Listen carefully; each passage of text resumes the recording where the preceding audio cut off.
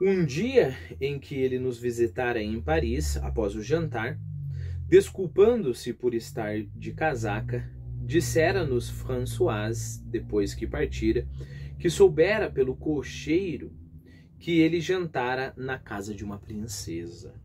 Sim, de uma princesa do demi-monde. Lembre-se, demi-monde, que seria semimundo, né? Ao pé da letra, nós estamos falando de um círculo de pessoas de reputação duvidosa. Sim, de uma princesa do demi-monde, retrucara minha tia, dando de ombros numa ironia serena, sem erguer os olhos do tricô. Né? Então, não, já estou numa casa de princesa. Sim, uma princesa da prostituição, é o que a tia-avó faz, replica, né?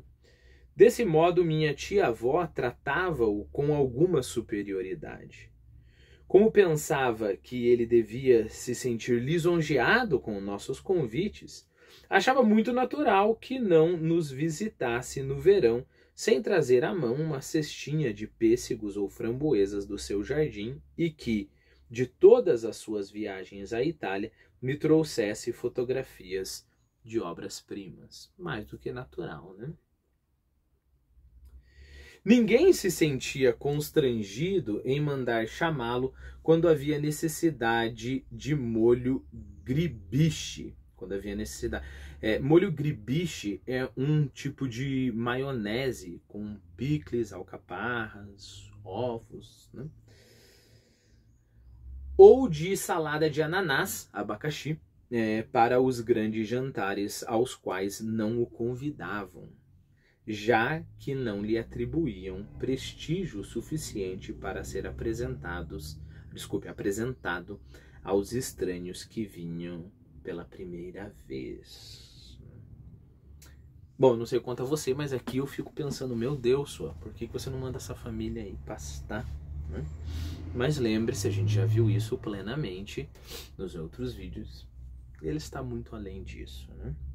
Não se esqueça de se inscrever no canal se você não é inscrito. Se a conversa recaía sobre os príncipes da casa de França, pessoas que nem o senhor nem eu jamais conheceremos, nem fazemos questão de conhecer, não é mesmo? Isso entre parênteses, aspas, dizia minha tia-avó sua, que talvez trouxesse no bolso uma carta de Twickenham, e mandava-o empurrar o piano e virar as folhas nas noites em que a irmã de minha avó cantava, demonstrando para com aquela pessoa tão solicitada em outros lugares a ingênua rudeza de uma criança que brinca com um bibelô de coleção, tão despreocupada como se fosse um objeto vulgar, né? Você dá lá, sei lá, vamos colocar um quadro, uma joia para a criança e a criança fica brincando, batendo, colocando aquilo na boca, jogando na terra, né? Sem se dar conta que está ali com uma grande preciosidade, né? Só antes da gente continuar, Twickenham é uma cidade inglesa em que se refugiaria a família de Orleans. E isso, a história, ele tem uma carta de Twickenham, né? Confirma a amizade já mencionada do Swann com o conde de Paris, Luís Philippe Orleans. Né? Sem dúvida, o Swann conhecia por tantos... Desculpe. Sem dúvida, o Swann, conhecido por tantos sócios do clube àquela época, era bem diverso do que minha tia criava em sua cabeça quando, à noitinha, no jardinzinho de Combray, após ressoarem os 2 toques hesitantes da sineta, ela insuflava e vivificava com tudo o que sabia sobre a família de Swann, o personagem obscuro e incerto que se destacava, seguindo de minha avó, sobre um fundo de trevas e que era reconhecido pela voz. Lembre-se que aqui o nosso narrador mostra a sua habilidade enorme, voltando aquilo aquela passagem algumas páginas atrás, né? Algumas páginas atrás nós estávamos com a família no jardim e veio esse toque de campainha e aparece Suan. Depois vem toda essa digressão enorme dizendo quem é Suan e como a família, principalmente a tia e a avó, via Suan, e o círculo se completa, né? Nessa passagem aqui. Antes de continuarmos, prestem atenção a isso, né?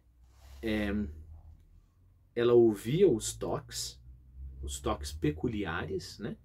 Então, já pelo toque, ela conseguia imaginar que seria o Suan. E daí o que ela fazia? Ela insuflava e vivificava, com tudo o que sabia sobre a família Suan, o personagem obscuro e incerto que se destacava, seguido de minha avó, sobre um fundo de trevas que era reconhecido pela voz. Okay?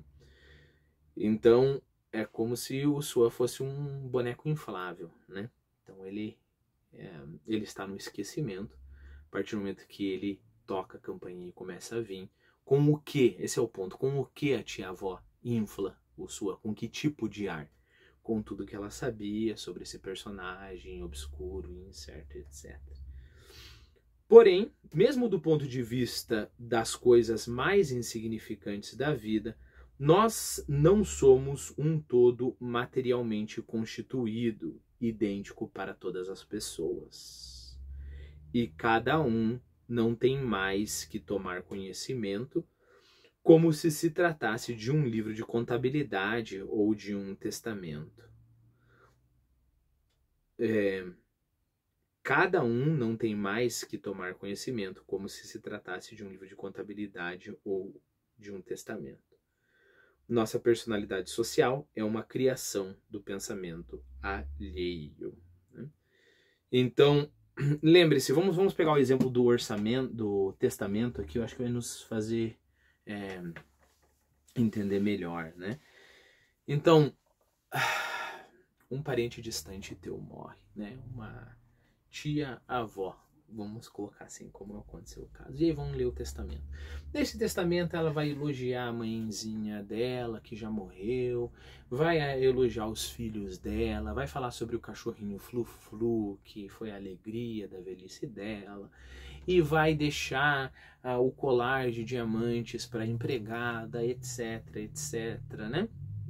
Tem uma parte que você vai prestar muita atenção. Vamos supor que você não gosta dessa tia, tá bom? Vai ser a parte que ela vai falar assim: e para o Tiago, meu sobrinho, eu deixo. E é esta a parte que me interessa. De forma que, se alguém perguntar sobre o testamento, eu vou falar de algumas curiosidades que eu lembrei, mas o testamento é aquela parte que me interessa. O que ela deixou para mim, né? Ela me deixou um terreno. Opa, beleza. Então, desse mesmo modo é a nossa personalidade social. Você não tem acesso e às vezes nem interesse em relação a toda a pessoa que está na sua frente. Você tem acesso e interesse a uma parte dessa pessoa, né? É por isso que o nosso narrador fala que a nossa personalidade social é baseada no pensamento alheio, é uma criação do pensamento alheio, né? É uma simplificação de nós mesmos. Por exemplo, você me conhece aqui como, sei lá, o cara do YouTube que lê Proust, né? Se você só conhece essa parte no canal. Outras pessoas vão me conhecer como o cara que lê Dom Casmurro, que gosta muito do Dom Casmurro, né? Saindo disso ainda, é claro, podia ser todas as facetas do canal. Para outras pessoas eu sou o professor de inglês e nunca as pessoas vão imaginar que eu me dedico tanto assim à literatura, né? Para outras pessoas eu sou o fiel religioso, né? A pessoa me vê na missa e ela fala, olha, aquele cara com a família grande, né? Para as pessoas que me veem na rua com todos os meus filhos vão falar o cara com a família grande e assim por diante, né? Para algum amigo meu eu posso ser o cara engraçado, para outra pessoa eu posso ser o cara mais sisudo e assim por diante, né? Então perceba, vou ler novamente, né? Uma vez que nós temos isso que eu falei em mente. E cada um não tem mais que tomar conhecimento, como se tratasse de um livro de contabilidade ou de um testamento. Nossa personalidade social é uma criação do pensamento alheio.